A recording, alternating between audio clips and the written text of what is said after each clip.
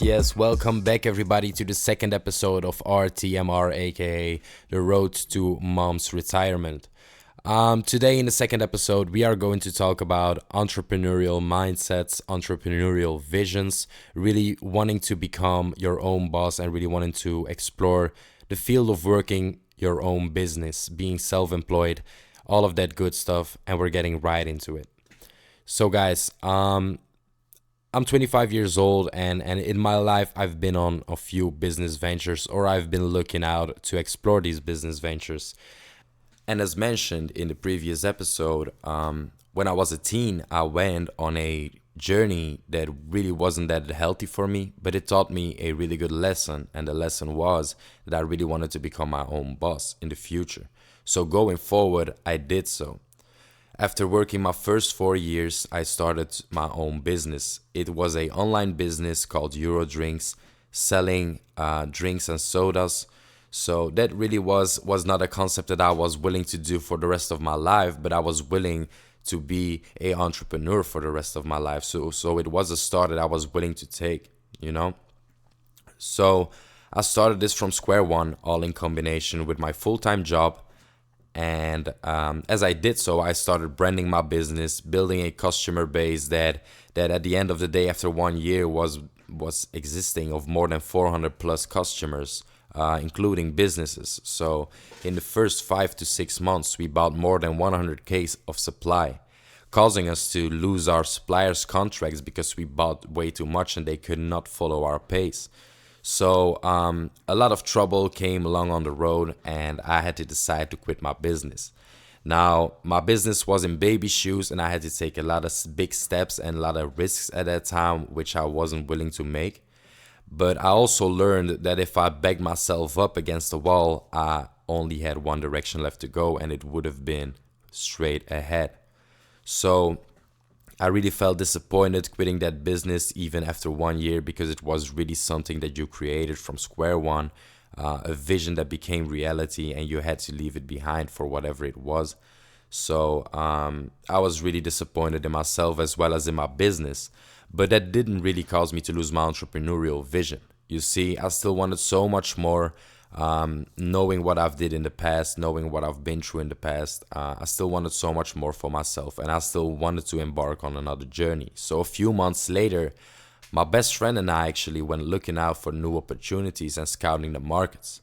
So we found something, a very, very, very, very nice restaurant with a lot of potentials, and we were planning to buy the place.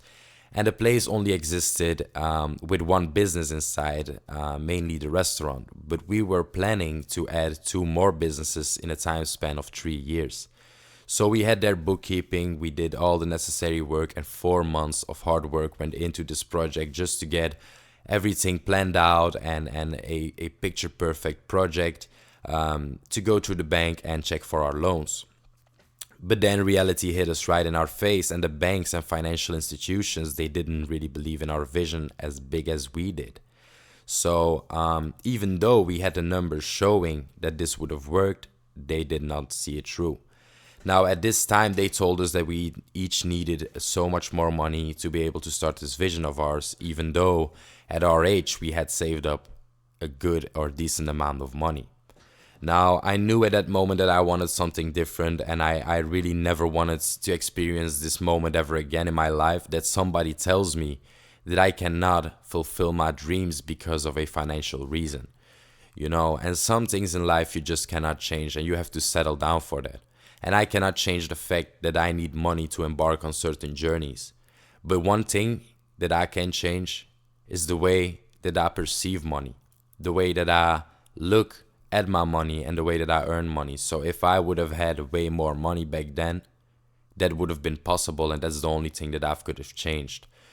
But hey, at the end of the day, you gotta accept how reality faces you, and so I did. Going forward, I started my current business, which is my trading and investing business. Right now, I'm a full-time investor. As mentioned in the previous episode, I'm a full-time trader. And really, in the beginning, starting this journey, I really never saw trading or investing as a real business. But going through my journey, I learned that once you start seeing your trading or investing journey as a real business, it starts paying you that way.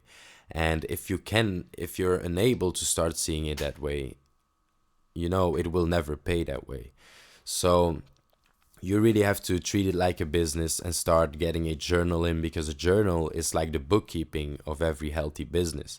So in trading, if you can't have your bookkeeping and look back at your trades or the mistakes you've taken or the winners you've taken, you ain't really going anywhere. So I'm not the most disciplined person, and every time I look back at my trading journey, my best times in trading have always been the times that I've been journaling every trade that I've taken so far. So, yeah, it's really something that I would advise everybody to do, and really start looking at it as a business so it can pay you as a business. That being said, I only have a few tips or some advice left for you guys, and that's that if you want to learn how to swim, you just have to jump in the water. And being an entrepreneur, you just have to take these commitments and these kind of jumps with a leap of faith, and just believe in the vision that you already have and you want to turn into reality. You see, a lot of people, their ambition or their ideas, they die down at the moment they choose not to pursue or not turn them into reality. And that's really something you have to step away from, and really just jump. And to close off this episode, the last thing is that in business as well as in life, everything happens for a reason. I truly believe so. And I think that everything happens for you and not to you. So that being said, guys, this is really it for me. Again, for this episode, this was the second episode. There's a lot of big steps that I'm taking in my life at the current moment, and a lot of big things that are going to happen in the near future. So it would be nice to have each and every one of y'all on the next episode once again. So guys, thank y'all and peace out.